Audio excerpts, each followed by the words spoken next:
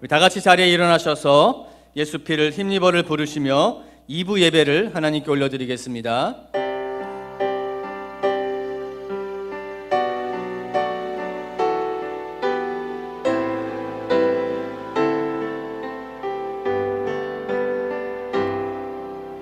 주의 보좌로 나아갈 때 어떻게 나가야 할까?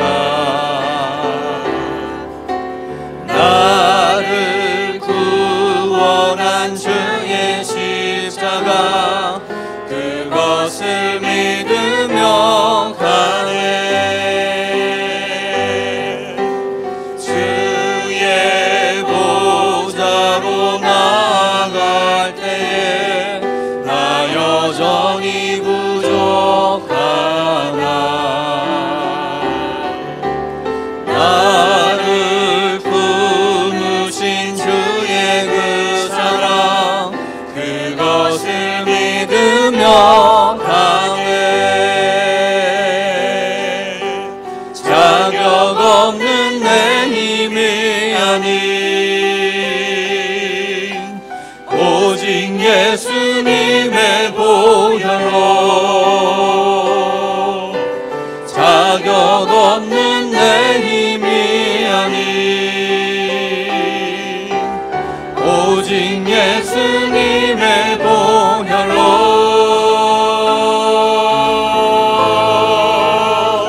십자가의 보혈 완전하신 사랑 힘입어 나갑니다.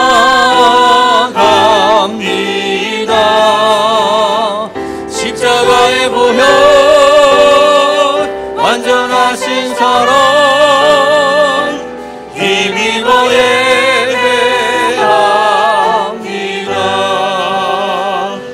모든 영광과 존귀와 능력 받으소서 받으소서. 영광과 존귀와 능력 받으소서. 주님 받으소서. 그리스도 살아계신 하나님.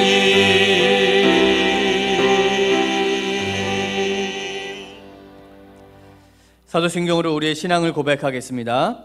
전능하사 천지를 만드신 하나님 아버지를 내가 믿사오며 그 외아들 우리 주 예수 그리스도를 믿사오니 이는 성령으로 잉태하사 동정녀 마리아에게 나시고 본디오 빌라도에게 고난을 받으사 십자가에 못 박혀 죽으시고 장사한 지 사흘 만에 죽은 자 가운데서 다시 살아나시며 하늘에 오르사 전능하신 하나님 우편에 앉아 계시다가 저리로서 산 자와 죽은 자를 심판하러 오시리라.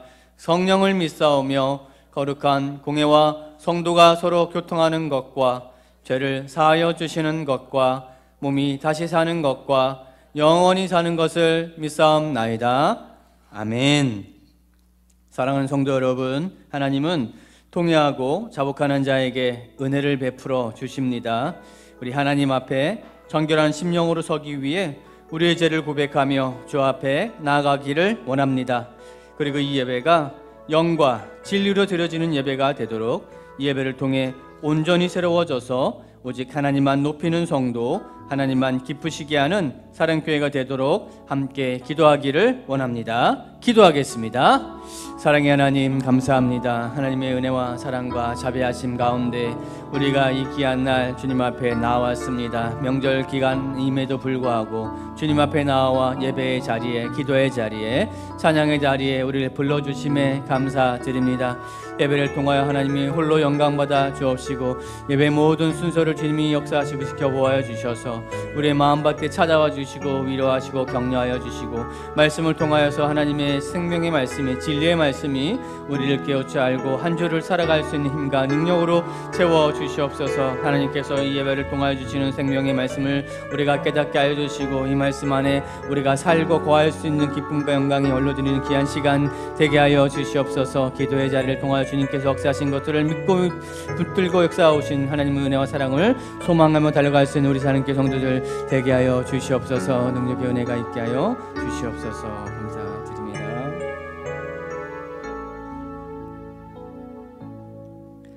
자리에 앉아주시기 바랍니다. 우리를 대표하여서 이정환 장로님 기도해 주시겠습니다.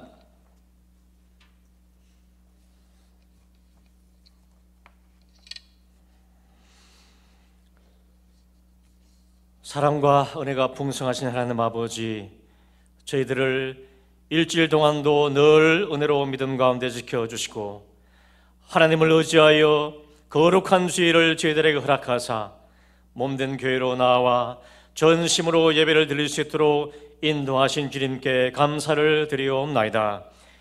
하나님의 부르심에 따라 오직 말씀과 기도로 믿음의 터 위에 굳게 서서 교회와 가정을 섬기게 하시니 감사를 드리오며 알게 모르게 지은 모든 죄를 십자가의 은혜로 용서하여 주시고 하나님께서 받으시기에 합당한 예배자들로 세워주시기 원하옵나이다. 이번 주는 구정연휴를 맞이하여 성도들이 오가는 모든 발걸음 위에 함께하여 주시고 믿는 자로서 가족들에게 본이 되게 하시며 그리스도의 사랑을 실천하고 믿지 않는 형제 자매들을 구원의 길로 인도하는 성도들 되게 하여 주시옵소서. 대한민국을 사랑하시는 주님, 대통령을 비롯한 위정자들이 하나님을 두려워하고 나라와 백성들을 사랑하게 하시어서 하나님의 공의와 사랑이 실현되게 하시고 하루속히 복음으로 남과 북이 하나 되어 무너진 제단들을 다시 세워 하나님의 뜻이 이루어지게 하옵소서. 이 땅에 전쟁이 사라지게 하시고 사랑교회가 협력하는 선교지마다 복음이 강력하게 전파되어 교회들이 든든히 세워지게 하여 주시옵소서. 사랑교회에 속한 어린 심령과 장년에 이르기까지 말씀과 기도와 순종의 삶을 통하여 하나님을 경외하는 가정이 되게 하시고 무엇보다 온 세대가 하나님을 예배하는 가정들 되게 축복하여 주시옵소서. 성주로 목사님께 육신과 영혼의 강건함을 충만케 하사 사랑과 섬김의 마음으로 교회와 양들을 먹이게 하시고 예배를 통하여 신령한 은혜를 체험케 하사 하나님의 나라와 영적인 깊이와 넓이를 맛보게 하여 주실 것을 믿사옵나이다. 유초등부를 비롯하여 청년부에 이르기까지 교회의 교육을 통하여 살아계신 하나님을 체험케 하사 말씀의 권위 앞에 자신을 내려놓고 언제나 말씀이 제시하는 길을 따라 그리스도의 사랑의 흔적이 남는 복된 자들 되게 하여 주시옵소서. 호산나 성교의 찬양을 기쁘게 받아주시고 예배를 돕는 모든 성결들 위해 하나님의 특별하신 은혜를 맛보아 죽도록 충성하는 성도들 되게 하여 주실 것을 믿으며 지금도 살아계셔서 역사하시는 예수 그리스도의 이름으로 기도하옵나이다.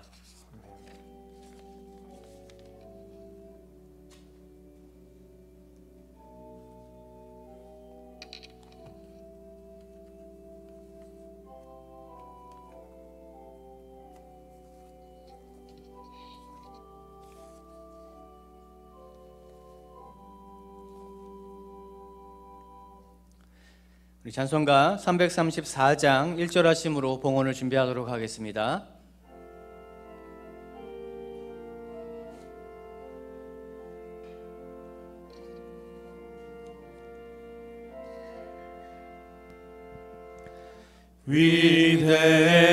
위대하신 주를 나 기억하겠네.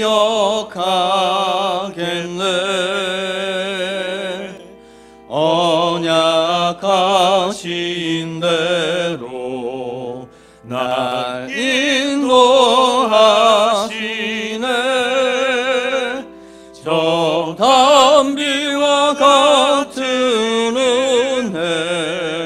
늘 내려주시니 그 크신 주의 사랑 날 구속하셨네.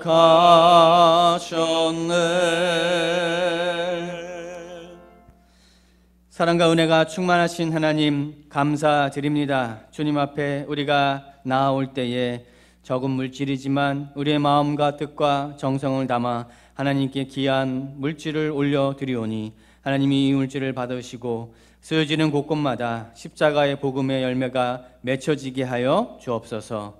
주님뿐만 아니라 우리가 이곳에 나올 때 우리의 마음 또한 담았습니다.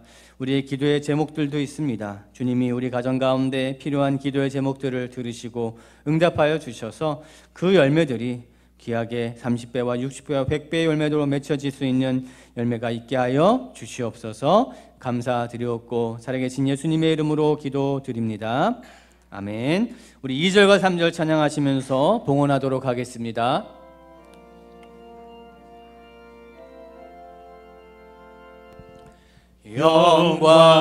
영광스러운 주를 나 기억하면서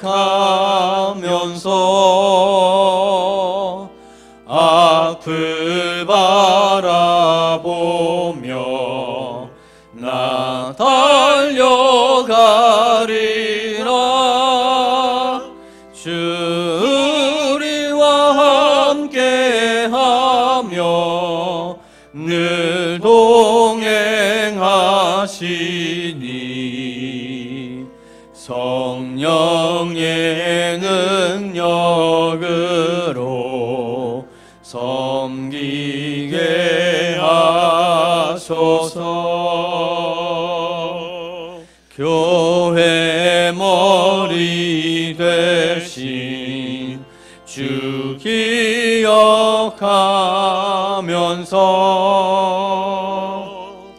힘과 부귀 모두 나 주께 바치네.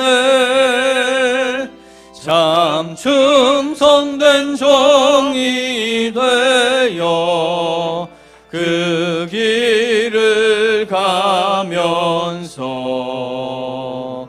주 다시 올 때까지 교회를 섬기리. 오늘 우리에게 주신 하나님의 말씀 로마서 5장 6절에서 11절의 말씀입니다.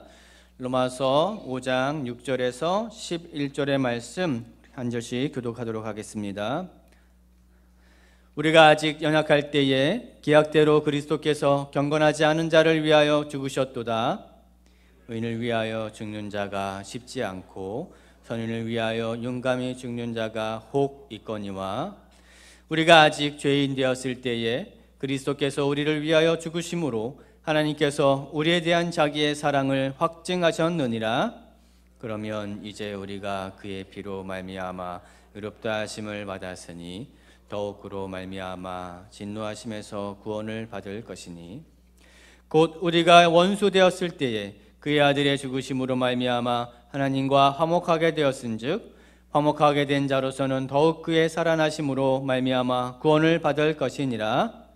그뿐 아니라 이제 우리로 화목하게 하신 우리 주 예수 그리스도로 말미암아 하나님 안에서 또한 즐거워하느니라. 아멘. 이 시간에는 찬양과 감사의 노래라는 제목으로 호산나 성가대 하나님께 찬양 올려드리겠습니다.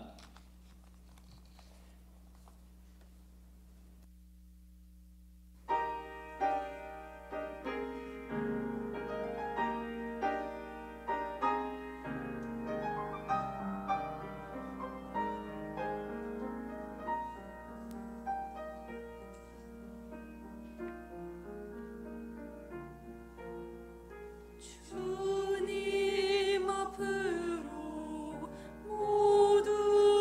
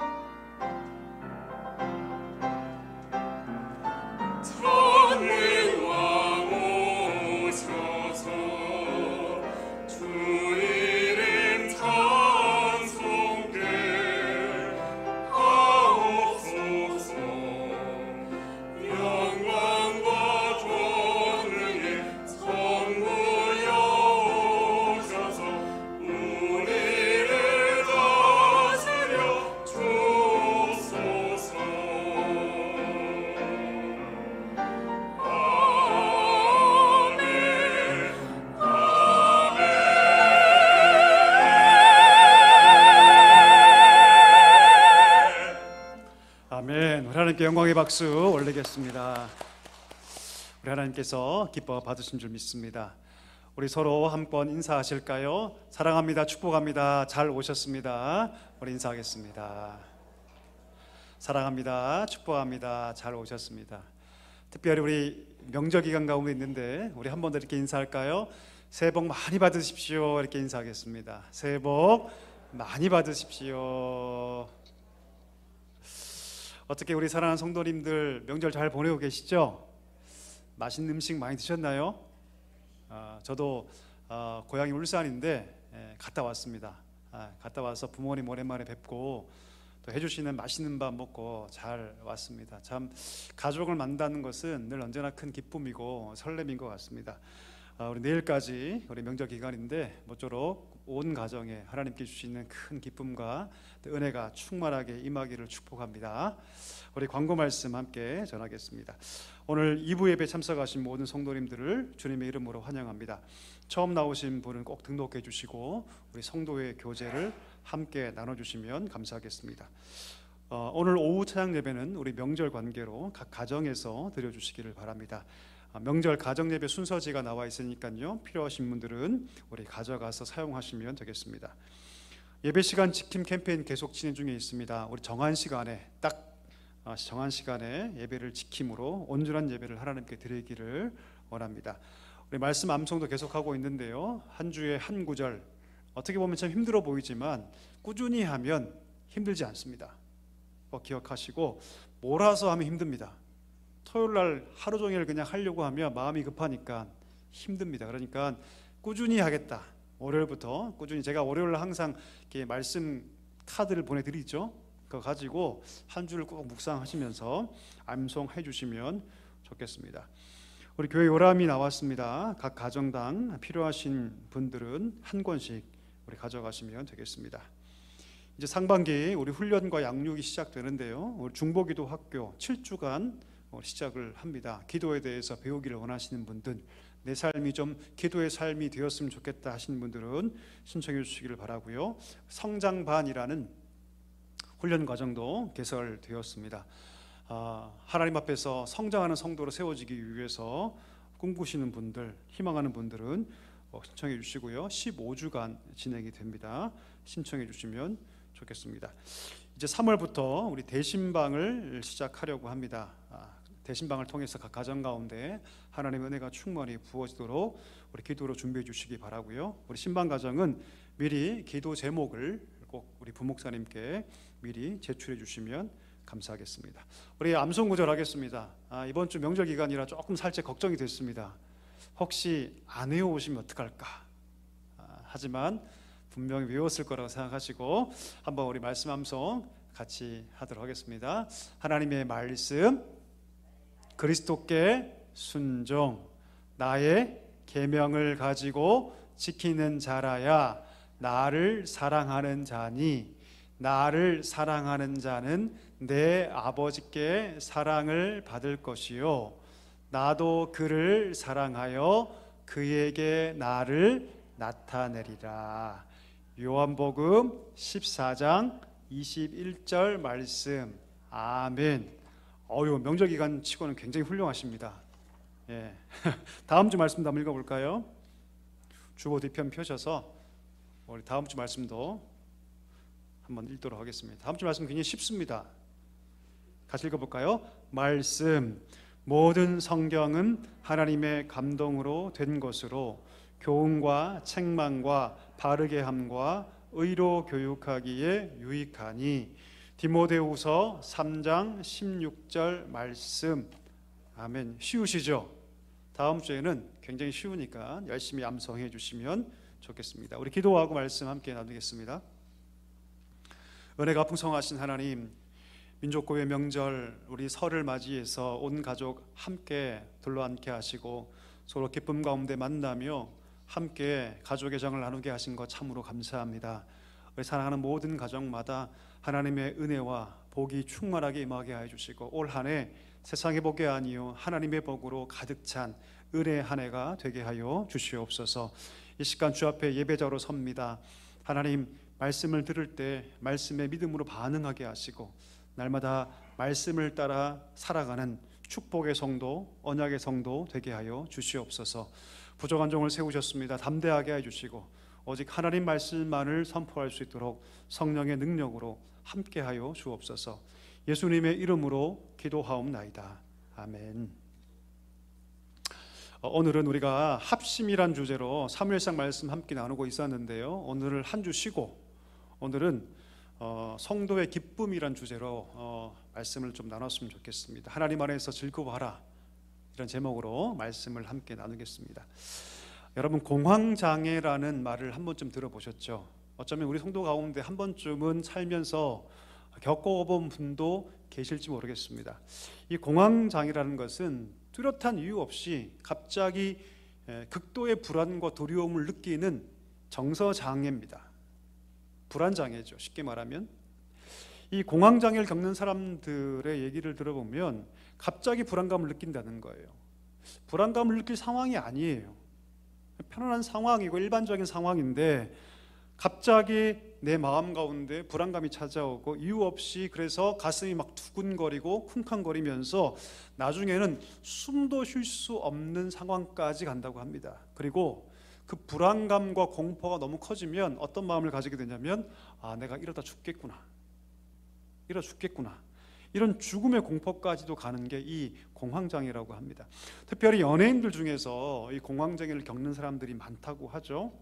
여러분, 연예인들은 많은 인기를 누리고 살지 않습니까? 이 스타들이 유독 이 공황장애를 많이 겪는 이유는 왜 그러냐면 그들의 인생이 마치 이 롤러코스터 같기 때문이에요. 여러분, 롤러코스터 좋아하십니까? 별로 안 좋아하시죠? 그러면 젊을 때는 좋아하셨습니까? 좋아하셨죠? 저는 젊을 때 굉장히 좋아했어요. 20대 때는요 정말 좋아했습니다. 저기 에버랜드 가면 T 익스프레스라고 정말 막 뚝 떨어지는 그런 게 있습니다. 막 어떨 때는 막 5번씩 탔어요, 하루에. 너무 재밌어서. 젊은이들이 롤러코스터를 좋아하는 이유가 무엇입니까? 극도의 공포감을 느끼지만 그 속에 뭐가 있어요? 짜릿함이 있기 때문이죠. 그걸 스릴이라고 얘기합니다. 마찬가지로 여러분, 스타들은요 대중으로부터 인기를 얻지만 그 인기를 통해서 부와 명성도 얻지만 뭐도 함께 받냐면 엄청난 심리적 압박도 함께 받기 때문이죠. 좋아하는 팬들은 자기에게 끝까지 그렇게 사랑과 칭송을 보내주기도 하지만 악성 댓글 같은 그런 부정적 평가와 비난도 함께 감수해야 하기 때문이죠. 자기에 대해서 그렇게 롤러코스터 같은 그런 평가에 대해서 중심을 잡지 못하면 넘어질 수밖에 없는 거죠. 계속해서 여러분, 이 작은 펀치들을 맞는 거예요. 작은 펀치를 맞게 되다 보면 그것이 쌓여서 언젠가는 공황장애로 나타나게 되는 거죠. 연예인들은 이 대중의 인기를 먹고 살지 않습니까? 대중의 반응에 민감하지 않습니까? 나는 똑같은 행동을 하고 있는데 어떤 사람들은 나를 좋아해주고 나를 사랑해주는데 어떤 사람들은 내가 똑같은 행동을 함에도 불구하고 나를 비난해요, 나를 욕하죠. 그 상황 속에서 중심을 잘 잡지 못하면 결국 이 공황장애 같은 정서장애를 겪게 된다는 것이죠. 근데 중요한 것은 무엇이냐면 이 정서장애가 그냥 비단 연예인들의 문제가 아니라는 사실입니다. 이 정혜신 박사라는 사람이, 이 사람이 정신과 전문인데요, 이런 말을 합니다. 제가 한번 읽어볼게요. 스타들의 공황장애는 우리 내면을 가늠하는 리트머스 시험지라고 할 수 있다. 스타의 삶 속에는 우리 내면의 욕구와 욕망의 풍경이 그대로 압축되어 있다.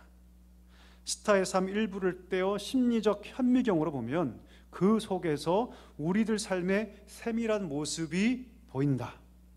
이렇게 얘기를 합니다. 무슨 말입니까?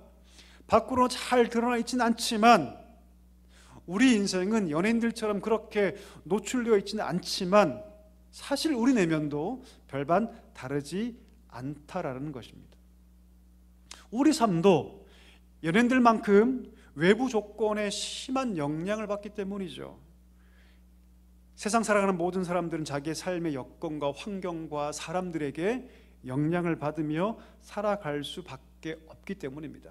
학교에서도, 가정에서도, 인간관계 속에서도, 직장 속에서도 끊임없이 압박을 받고 끊임없이 스트레스를 받으며 살아가고 있다라는 것이죠. 따라서 여러분, 모든 사람들은요 늘 이 공황장애 같은 정서장애의 위험에 사실은 노출되어 있다라고 얘기할 수 있습니다. 그런 삶 가운데 중심을 잘 잡고 가야 되는데 그렇게 살 수 있는 방법이 있을까요? 앞서 얘기했던 것처럼 여러분, 공황장애 걸리는 그 이유가 자기 마음의 중심을 잘 잡지 못하기 때문이라면, 우리도 마찬가지로 세상을 살면서 우리 마음의 중심을 잘 잡지 못하면 우리도 그렇게 똑같이 정신적인 문제에 봉착할 수 있다라는 것이죠. 세상이 주는 그 압박 속에서 우리가 해방되어야지만 비로소 행복할 수 있는데, 우리는 늘 외부의 환경 가운데 어려움을 당할 수밖에 없습니다. 요즘에 그런 프로그램이 유행이더라고요, 여러분. 나는 자연인이다. 혹시 보셨습니까? 안 본 적 하신 것 다음에 다 보신 것도 다 알아요. 여러분, 이 나는 자연인이다라는 프로가 누가 좋아하냐면 30, 40대 남자들이 제일 좋아한대요. 저희 처남이 있는데 처남이 정말 좋아하는 프로그램이 맨날 본대요. 저는 뭐 거의 본 적이 없는데, 왜 그러냐면 이 30, 40대 남자들이요 대리만족을 느낀대요. 모든 것에 해방되어서 혼자 산속에서 자기만의 집을 짓고 살아가는 그 삶을 동경한대요.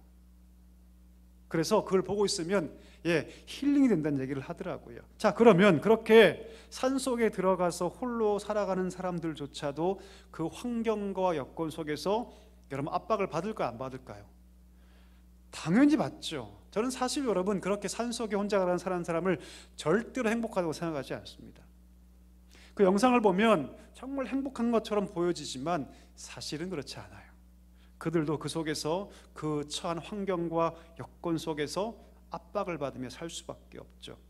자, 그럼 여러분, 우리 믿음의 사람들은 어떨까요? 믿음의 사람들은 그 세상의 압박으로부터 우린 자유로울 수 있습니까? 어떻습니까? 성경은 뭐라고 얘기할까요?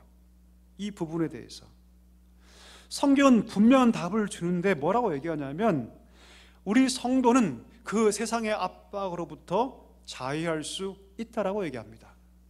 여러분, 믿으십니까? 이것이 복음이에요. 성경은 뭐라고 얘기하냐면, 우리는 분명히 그 세상의 압박으로부터 우리는 자유할 수 있다라고 성경은 선언합니다. 언제 그것이 가능하다? 세상을 바라보는 것이 아니라 우리 하나님, 우리 주님을 바라볼 때 그것이 가능하다라고 얘기합니다.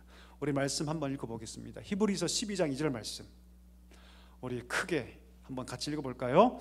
믿음의 주요 또 온전하게 하시는 이인 예수를 바라보자. 그는 그 앞에 있는 기쁨을 위하여 십자가를 참으사 부끄러움을 개의치 아니하시더니 하나님 보좌 우편에 앉으셨느니라. 아멘. 여러분, 운동 혹시 해보셨나요? 운동해보면 균형 잡을 일이 있죠. 우리 어린아이들 어릴 때 자전거를 배우지 않습니까? 근데 아이들이 왜 넘어지는 줄 아세요, 여러분? 물론 익숙하지 않기 때문도 있습니다. 그런데 넘어지는 가장 중요한 이유 중에 하나가 무엇이냐면, 그들의 시선이 어디 있냐면 앞바퀴에 있기 때문이에요. 앞바퀴. 상식적으로 방향을 결정하고 힘을 결정하는 그 앞바퀴에 내 시선을 두면 균형을 잘 잡을 것처럼 보이지만, 앞바퀴의 시선이 고정되는 순간 균형은 무너지기 시작합니다. 그러면 자전거 탈 때 여러분, 시선을 어디 둘까요? 멀리 둬야 됩니다. 시선을 멀리 저기 한 점에 두면요, 넘어지고 넘어졌던 친구들이 자전거를 탈 수 있어요. 타기 시작해요. 무슨 말이냐면, 우리 균형을 잡을 때 내 시선을 멀리 있는 한 점에 고정하면 그때 비로소 삶의 균형이 시작된다는 것이죠. 우리의 신앙과 우리의 삶과 우리의 시각이 우리 예수님께 고정되기 시작할 때 그때 비로소 우리의 중심이 잡히기 시작한다는 말입니다. 그때 비로소 우리가 하늘의 기쁨과 은혜, 우리 삶의 모든 압박으로부터 우리 삶 가운데 진정한 자유함이 시작될 수 있다라고 성경은 말하고 있습니다. 여러분, 히브리서 12장 2절 말씀, 우리가 아까 읽은 그 말씀은요, 어떤 배경에서 그 말씀이 쓰여졌냐면, 수많은 고통과 압박 속에서, 핍박 속에서 목숨을 잇는 그런 상황 가운데 쓰여진 편지입니다. 우리가 알듯이 네로라는 황제가 극심한 박해를 하지 않습니까? 심지어 그 당시 사람들은 예수를 믿는다는 이유로 고문을 받고 조롱을 받고 채찍질을 당했고 결박을 당하고 옥에 갇힙니다. 심지어 어떤 사람들은요, 톱질을 통해서 목숨을 잃기도 했습니다. 목배임을 당하는 것은 일상다반사고, 어떤 사람들은 자기 신분을 감추기 위해서 일부러 가죽을 덮고 광야를 유리하면서 궁핍과 학대를 당하며 견디며 살아갔던 때가 바로 그때였습니다. 토굴에 살고 동굴에 살던 시대, 엄청난 박해로 하루가 멀다 하고 사자밥이 되고 교수형을 당하는 그런 시대가 바로 그때였습니다. 이루 말할 수 없는, 어쩌면 우리가 한 번도 경험하지 못했고 앞으로도 경험하지 못할 그런 고난과 핍박의 시대가 바로 히브리서의 시대입니다. 자, 그렇다면 여러분, 그런 고난 가운데 있었다면 그들은 더 많은 정서장애, 더 많은 공황장애를 겪었어야 합니다. 그런데 상황은 정반대죠. 상황은요, 오히려 정반대입니다. 그들은 세상이 줄 수도 없고 알 수도 없는 기쁨을 가지고 살아갑니다. 그 이유가 무엇일까요? 비록 토굴에 살고 학대를 당했고 심지어 당장 사자밥이 되는 그런 콜로세움에 있다 할지라도 그들은 누구만 바라보냐면 예수님만 바라봅니다. 예수님만 바라봐요. 만약 그들이 환경을 바라봤다면 매일 두려워 그들은 견딜 수 없었을 겁니다. 그런데 언제 잡혀갈지 모르는 그 두려움 속에서 그들은 누굴 바라보냐면 예수님만 바라봅니다.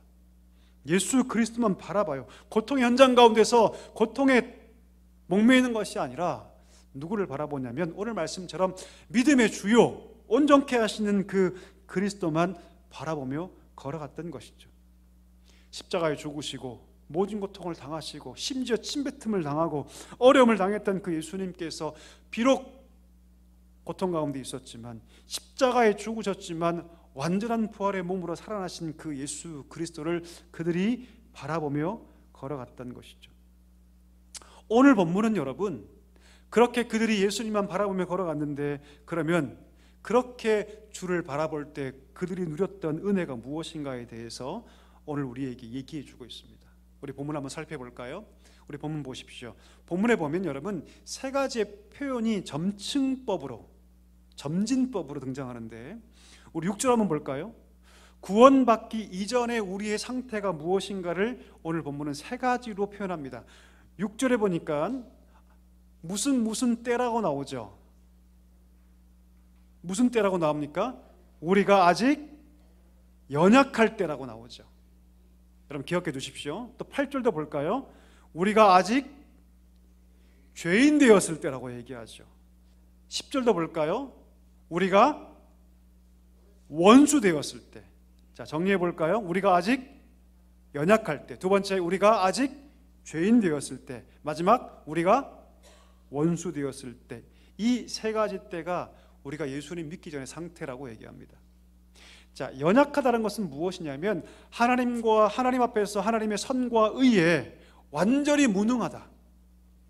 윤리적으로 도덕적으로 하나님 앞에서 조금의 선도 조금의 의도 행할 수 없는 상태, 이것이 무엇이냐면 연약하다라는 거예요. 아무리 율법을 다 지켜도 그것으로 구원받을 수 없는 완전한 무능의 상태, 이것이 뭐냐면 연약하다는 뜻입니다. 죄인이라고 정의하죠. 그건 무엇입니까? 그 연약한 상태 속에서 우리가 완전히 타락하여서 더 이상 그 죄의 굴레를 벗을 수 없는 상태가 바로 이 죄인의 상태입니다. 자, 완전히 무능하죠. 그리고 완전히 죄 안에서 살 수밖에 없습니다. 그래서 10절은 뭐라고 얘기하냐면 하나님과 뭐가 되었다? 원수가 되었다. 하나님과 원수가 되었다. 우리 인간이 원래 그런 존재다. 우리는 원래 하나님과 원수되었던 자이다. 전적으로 무력하고 연약하고 전적으로 죄인인 상태에서 하나님과 완전히 원수가 된 상태가 바로 우리의 상태였다라고 성경은 분명히 얘기하고 있습니다. 여러분, 늪에 빠지면 아무리 발버둥 치려고 나오려고 해도 나올 수가 없죠. 그렇죠? 그와 똑같이 우리가 아무리 이 상태를 벗어나고 싶어도 아무리 발버둥 쳐도 나올 수 없는 상태였다라고 얘기합니다. 아무리 우리가 노력하고 아무리 내 삶을 다 바쳐서 무엇인가 의로운 것을 하려고 해도 결코 하나님의 의를 만족시킬 수 없는 존재, 하나님과 영원히 평행선을 달릴 수밖에 없는 그런 원수된 존재가 바로 우리였다라고 성경은 분명히 얘기합니다. 그런데 그런 우리를 하나님이 어떻게 했다? 사랑해 주셨다. 사랑해 주셨다. 우리를 사랑해 주셔서 누구를 보내셨다? 하나밖에 없는 독생자 예수 그리스도를 보내주셔서 내가 죽어야 하는데 누가 죽게 하셨다? 예수님을 대신 죽게 하셔서 8절에 한번 보겠습니다. 8절에 보니까 뭐라고 얘기합니까? 그렇게 하나밖에 없는 독생자를 우리에게 주셔서 죽게 하심으로 우리 각자를 향한 하나님의 사랑을 어떻게 하셨다? 확증해 주셨다. 할렐루야, 할렐루야. 예, 정말로 내가 너를 사랑한다라고 아들을 통해서 확실하게 증명해 주셨다라고 얘기합니다. 여러분, 우리가 어떤 존재입니까? 우리는요 바로 이 사랑을 받은 존재들입니다. 여러분 믿으십니까? 이 사실을 가슴 깊이 믿어야 합니다. 우리를 위해서 하나밖에 없는 그 아들을 내어주신 하나님의 그 놀라운 사랑을 내가 받았다, 이것을 알 때 비로소 여러분 우리가 삶의 어려움과 삶의 압박 속에서 우리 중심을 굳건하게 붙잡을 수 있기 때문입니다. 여러분 본문 10절 다시 한번 볼까요?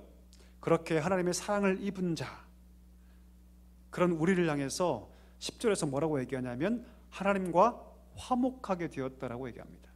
다시 말하면 하나님과 우리 사이가 어떻게 되었다? 화해하게 되었다. 여러분 화해라는 말은 무엇입니까? 원래 상태로 돌아가는 것이죠. 여러분 부부싸움 하십니까? 부부싸움 하시면 서로 말도 안 하고 어떤 부부는 밥도 같이 안 먹고 잠도 같이 안 자요. 그렇죠? 예. 그런데 부부가 화해를 합니다. 화목하게 되죠. 그러면 원래 관계로 돌아가는 거죠. 그렇죠? 예. 원래 관계로. 무슨 말입니까? 하나님과 우리가 화목하게 되었다는 것은 하나님과 우리 사이가 원래 관계로 간다는 뜻이에요. 원래 관계로. 창세기 3장에 보면요, 우리 하나님에 대해서 아주 독특한 묘사를 하는데요, 어떤 묘사를 하냐면 그 에덴 동산을 거니시는 분으로 묘사합니다. 에덴 동산을 거니시는 분. 무슨 말이냐면 아담과 하와가 범죄할 때만 그 동산을 거니신 것이 아니라 하나님은요 아담과 하와를 지으시고 그 동산에 그들과 함께 이렇게 거하시면서 그와 함께 교제하고 그와 함께 관계를 맺고 그와 함께 대화하기를 기뻐하신 분이 누구시다? 하나님이세요. 이것이 하나님과 우리 사이의 본래 관계성입니다. 이것이 하나님과 우리 사이의 원래 본래 관계성이세요. 이번에 명절을 맞이해서 혹시 고향에 갔다 오셨습니까? 어떤 마음이시던가요?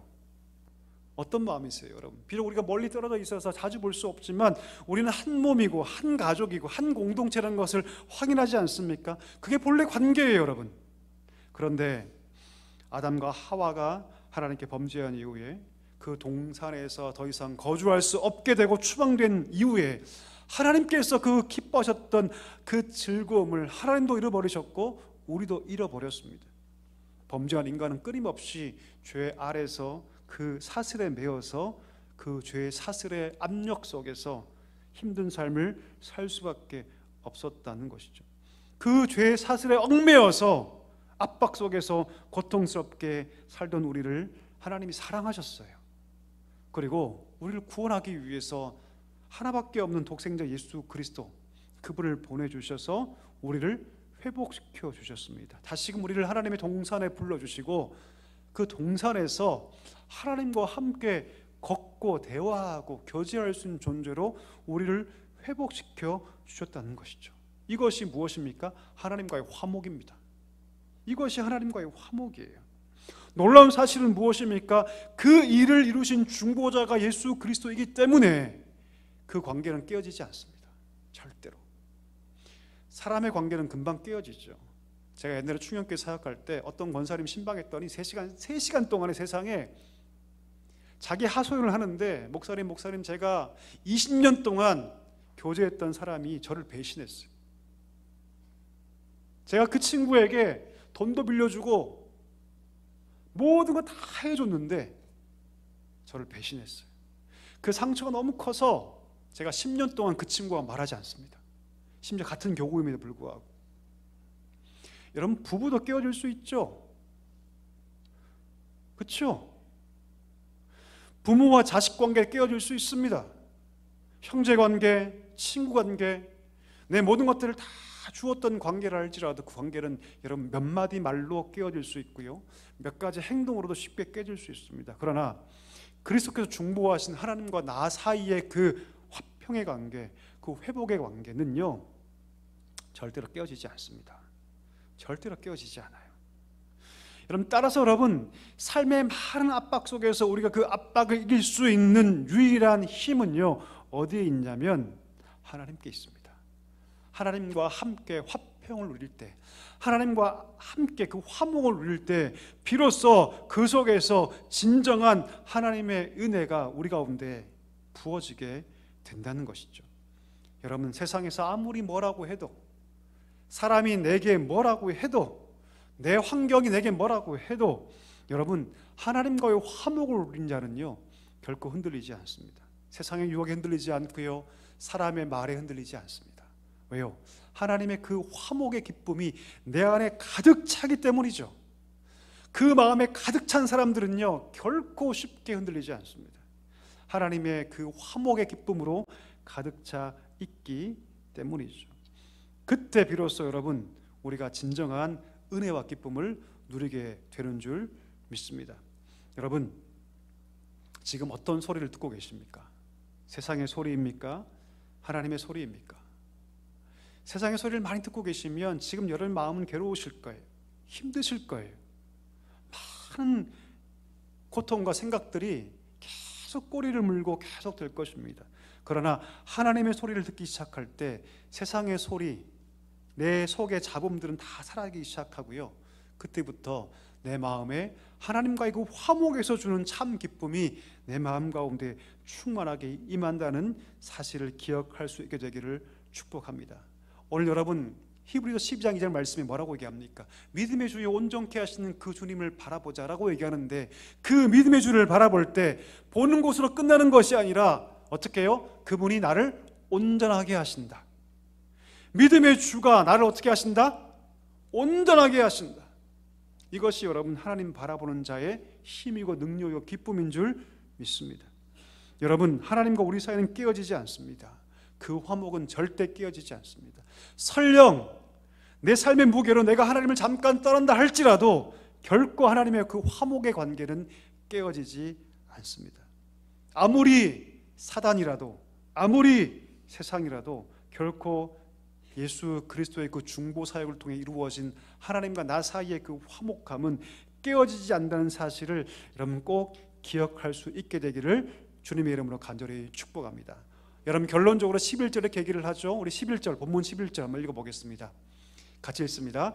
그뿐 아니라 이제 우리로 화목하게 하신 우리 주 예수 그리스도로 말미암아 하나님 안에서 또한 즐거워하느니라. 할렐루야. 하나님의 그 화목 안에서 비로소 우리가 어떻게 할 수 있다? 즐거워할 수 있다. 제가 얼마 전에 여러분 어떤 부자의 인터뷰를 본 적이 있습니다. 그분은 30대 후반에 벌써 성공해서요, 집이 어디냐면 저기 보이는 시그니엘, 혹시 아십니까? 롯데타워 시그니엘, 예, 아시죠? 거기 사는 분이에요. 보니까 집값이 뭐 100억이 넘더라고요. 인터뷰를 하는데 그분이 그런 말을 하더라고요. 여러분, 자기가 이 집에 들어오면서 딱 2번 기뻤대요. 첫 번째 그 집 계약할 때, 두 번째 이사 올 때. 그런데 벌써 거기서 오랫동안 살았는데 더 이상 이 집은 자기한테 기쁨이 될 수 없다라고 얘기합니다. 자기가 부자가 된 다음에 가장 먼저 한 것이 무엇이냐면 람보르기니라는 차를 샀대요. 혹시 람보르기니를 타신 분이 계십니까? 저는 뭐 타본 적도 없고 사실 저는 만져본 적도 없어요. 사실은 젊은 사람의 로망 아닙니까? 여러분, 돈을 벌면 나는 그 차 사리라. 대부분 그런 꿈 한 번쯤 꾸지 않습니까? 그분도 그렇게 해서 차를 샀대요. 제일 비싼 걸로. 그런데 3개월 정도 차를 타고 운전하는데 공허하더라는 거죠. 왜 그럴까요? 사람은 이런 존재는요, 식상한 존재입니다. 사람은요, 아무리 좋은 것을 가지고 아무리 좋은 집에서 살고 아무리 많은 것들을 다 누려도 사람은요 권태의 존재예요. 관태의 존재. 제가 이 양복 샀을 때 참 기뻤어요. 와, 멋지다. 근데 여러분, 이 양복 지금도 기쁠까요? 아니요, 그냥 내 몸을 가리는 정도의 수준입니다. 별로 기쁘지 않아요, 여러분. 지금은 절대 기쁘지 않습니다. 그분이 그러더라고요, 여러분. 내가 평생 돈만을 바라보며 그렇게 살고 실제로 성공까지 했는데 모든 사람을 다 볼 수 있는 가장 높은 곳에서 마치 마천루처럼 그렇게 살고 있는데, 아침마다 커튼을 틀 때마다 서울 전경이 다 보이고 그렇게 살아가는데 더 이상 그것이 내게 기쁨이 되지 않는다고 얘기하더라고요. 내가 최고급 차를 타고 서울 시내를 누비는데 더 이상 그것이 즐겁지 않다. 왜? 인간이라는 존재는 여러분 늘 권태와 새로움 사이에서 왔다 갔다 하는 존재거든요. 늘 새로운 걸 찾죠. 우리 사람 관계도 그렇지 않습니까? 처음에 우리가 결혼할 때는요, 모든 것을 다 가진 것처럼 그렇게 결혼하지 않습니까, 여러분? 이 사람만 있으면 된다. 그런데 사람 또한 식상해지고 사람 또한 여러분 권태롭게 되지 않습니까? 무슨 말을 제가 지금 드리는가요, 여러분? 세상에 보이는 모든 것들은요, 결국 우리에게 점과 같은 잠깐의 기쁨은 줄 수 있지만 그 기쁨은 절대로 완전하지도 않고요, 영원하지도 않습니다. 잠깐 무엇인가를 잊게 만드는 도구는 될 수 있어도 근본적인 내 마음의 슬픔과 고독의 문제와 그 어려움의 고통들은요, 절대로 해결할 수 없습니다. 언제 그것이 여러분 잊혀지게 될까요? 하나님 안에 있을 때, 그리스도의 중보 사역을 통해서 그 이루신 하나님과의 그 화목의 관계 속에서 오늘 이 말씀처럼 그 안에서 우리가 즐거워할 수 있게 된다는 것이죠. 여러분, 저는 어려운 지역에서 사역을 해봤고요, 저는 아주 지금처럼 이 대치통에서 사역을 해봤습니다. 물론 여러분, 어려운 쪽에 있는 사람들은요, 평생의 목표가 정말 좋은 집 하나 가지는 거, 좋은 차 타는 거, 그게 목표일 수 있습니다. 정말 어려운 분들은 그래요. 그런데 막상 그것을 얻으면 절대로 그것이 내 즐거움의 근원은 될 수 없다는 것을 비로소 절감하게 됩니다. 그때 우리가 누굴 찾아야 될까요? 더 큰 것들? 더 큰 어떤 것들? 아니요, 절대 그것은 우리에게 기쁨이 될 수 없습니다. 또다시 우리는 권태로워집니다. 그때 우리가 무엇을 알아야 합니까? 기쁨의 근원은 따로 있다는 것을 알아야 돼요. 그 기쁨의 근원이 누구시냐면 하나님이세요. 하나님이세요. 그래서 성령의 9가지의 두 번째 열매가 무엇이냐면 희락이에요. 희락, 사랑. 하나님을 깊이 사랑하게 되면 그 다음에 무슨 은혜를 우리가 받냐면 희락, 기쁨의 내 안에서 막 올라와요. 가득 차게 되죠. 그때부터 여러분 세상의 물건들이 값어치 없게 느껴지기 시작해요. 왜요? 진짜 기쁨을 내가 누리고 있기 때문이죠. 여러분, 이 기쁨은요, 마귀도 세상도 어떤 권력자도 빼앗을 수 없습니다. 오직 하나님 바라보는 자에게만 하나님 주시는 선물이기 때문이죠. 말씀을 정리하기를 원합니다. 여러분, 때로 우리 마음이 약해져서 세상의 소리에 민감할 수 있습니다. 사람의 소리에 일희일비할 수 있습니다. 그때 여러분, 우리 믿음을 다시 한번 점검할 수 있게 되기를 소망합니다. 세상 그 무엇도 흔들 수 없는 진짜 믿음, 오늘 말씀처럼 하나님과의 그 화목 속에서 누릴 수 있는 진정한 기쁨을 구할 수 있는 성도가 되시기를 축복합니다. 세상의 소리, 사단의 소리, 사람의 소리 귀 기울여 들으려 하지 말고 오직 하나님의 사랑의 품에 안긴 자답게 하나님의 그 소리를 들으며 살아갈 수 있는 우리 복된 성도들 될 수 있기를 주님의 이름으로 간절히 축복합니다. 다 일어나셔서 함께 찬양할 텐데요. 여러분, 나라는 찬양 혹시 아시나요? 이 찬양은요, 송명희 씨라는 사람이 쓴 시에다가 최덕신이라는 목사님께서 곡을 붙인 곡인데요. 송명희 씨는 우리가 알듯이 1급 뇌성마비 장애인입니다. 그가 1급 뇌성마비 장애인으로서 남들이 다 손가락질하는 그런 삶을 사는데 예수님을 만나죠. 그리고 이 놀라운 이 시를 씁니다. 나라는 시. 그가 뭐라고 얘기합니까? 나 남이 가진 것이 없지만 하나님께서 남이 없는 것을 주셨다라고 얘기합니다. 그게 뭘까요, 여러분? 믿음이죠. 하나님과의 화목 속에 주어지는 진짜 기쁨이죠. 내 몸은 온몸이 뒤틀려 있고 아픔 속에 있지만 세상이 줄 수 없는 것을 하나님이 주셨다라고 그녀가 고백합니다. 오늘 이 찬양 우리 함께 부를 텐데요, 우리 같은 고백으로 같은 마음으로 우리 함께 찬양했으면 좋겠습니다. 함께 찬양합시다.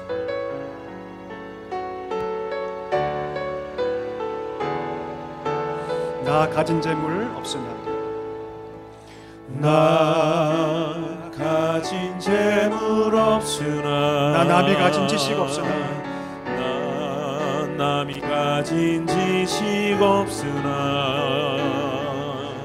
나 남에게 있는 건강 있지 않으나, 나 남이 없는 것 있으니, 나 남이 못 본 것을 보았고, 나 남이 못 본 것을 보았고, 나 남이 듣지 못한 음성 들었고, 나 남이 받지 못한 사랑 받았고, 나 남이 모르는 것 깨달았네. 공평하신 하나님이, 공평하신 하나님이, 나 남이 가진 건 나 없지만, 공평하신 하나님이, 나 남이 없는 것 같게 하셨네. 공평하신 하나님이, 공평하신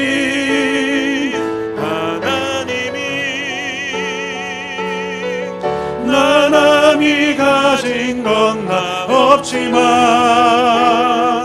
공평하신 하나님이, 나 남이 없는 것 다시 한번 찬양합시다. 공평하신 하나님이, 공평하신 하나님이, 나 남이 가진 건 나 없지만, 공평하신 하나님이, 나 남이 없는 것 같게 하셨네. 나 남이 없는 것 같게 하셨네. 나 남이 없는 것 같게 하셨네. 나 남이 없는 것 같게 하셨네. 나 남이 없는 것 같게 하셨네. 우리 기도하기를 원합니다. 여러분, 무슨 소리를 지금 듣고 계십니까? 세상의 소리입니까? 하나님의 소리입니까? 사람의 소리입니까? 하나님의 소리입니까? 세상의 소리는 우리의 걱정과 근심을 더하게 하겠지만, 하나님의 소리는 우리 심령 가운데 은혜와 평강과 안식과 희락을 허락합니다. 이 시간에 기도할 때 하나님, 내가 세상의 소리를 듣지 않게 하시고 하나님의 소리를 듣게 하여 주옵소서. 우리를 사랑하셔서 우리를 하나님의 그 사랑의 너른 품에 안아주셨사오니, 하나님 품에 안에 안긴 자답게 하나님의 소리를 들으며 걷게 하여 주옵소서. 우리가 화목하게 하신 예수 그리스도를 말미암아 하나님 안에서 또한 즐거워하느니라, 이 말씀을 내 삶 가운데 경험하게 하시고, 날마다 세상 기쁨이 아니요, 돈의 기쁨이 아니요, 물질의 기쁨이 아니요, 보이는 기쁨이 아니요, 진정한 희락을 누리며 걸어갈 수 있는 나와 우리 가정이 될 수 있도록 은혜를 달라고 이 시간 말씀 부여잡고 함께 우리 통성으로 기도하기를 원합니다. 다 같이 기도하겠습니다. 하나님 아버지 감사합니다. 간절히 기도하며, 하나님, 우리가 무슨 소리를 듣고 있습니까? 세상의 소리입니까? 하나님의 소리입니까? 하나님, 이 시간 간절히 기도하오니 하나님의 소리를 듣게 하여 주옵소서. 우리를 사랑해 주셨고 그 놀라우신 십자가의 사랑으로 우리를 하나님 품에 품어 주셨습니다. 하나님 아버지, 간절히 기도하오니 하나님 품에 안긴 자답게 하나님의 소리를 듣고 살게 하여 주시옵소서. 헛된 세상의 소리, 사람의 소리를 듣고 살지 않게 해주시고, 하나님 안에서 거하며 화목하게 하신 예수 그리스도 안에서 날마다 세상의 즐거움이 아니요 하나님의 기쁨으로 사는 자들 수 있도록 주의 은혜를 더하여 주시옵소서. 주의 은혜를 더하여 주옵소서. 하나님이여 날마다 하나님 안에서 큰 기쁨과 은혜를 누리며 걸어갈 때 어떠한 삶의 압박이 있다 할지라도 흔들리지 아니하며 믿음으로 걸어갈 수 있는 주의 백성들 될 수 있도록 주의 은혜를 더하여 주시옵소서. 주의 은혜를 더하여 주옵소서. 어떠한 물질도 어떤 보이는 것도 결코 우리에게 진정한 만족과 은혜와 기쁨을 줄 수 없다는 것을 기억하게 해주시고 날마다 하나님 안에서 주님과 함께 동행하며 그 속에서 참된 안식과 만족과 기쁨을 누리는 주의 백성들 될 수 있도록 주의 은혜를 더하여 주옵소서. 그런 가정으로 힘있게 세워지는 우리 모두가 될 수 있도록 하나님 은혜를 더하여 주시옵소서. 살아계신 하나님, 세상의 소리, 마귀의 소리에 귀 기울이지 않게 해주시고 오직 하나님의 그 사랑의 품에 안겨 하나님의 음성을 듣는 자 되게 하여 주시옵소서. 예수 그리스도로 화목하게 하신 그 은혜 안에 거하게 해주시고 하나님 안에서 또한 즐거워하는 놀라운 역사가 있게 하여 주시옵소서. 어떠한 삶의 압박이 있다 할지라도 하나님 믿음 안에서 중심을 잡게 하여 주시고 하나님 안에서 늘 기뻐하며 감사하며 하늘의 노래를 부르며 걸어갈 수 있는 귀한 백성들 되게 하여 주시옵소서. 예수님의 이름으로 감사하며 기도하옵나이다. 아멘. 지금은 우리 구주 예수 그리스도의 은혜와 하나님 아버지의 다함없는 사랑과 성령의 위로 충만 교통하심이 화목하게 하신 그 은혜 속에서 하나님 안에 거하며 주의 음성을 들으며 날마다 기뻐하며 희락 가운데 살기를 소망하시는 사랑교회 모든 성도들과 그 가정 위에 이제와 영원까지 함께 하시기를 간절히 축원하옵나이다. 아멘. 영원부터 영원까지 주의 인자하심이니 우리 살아가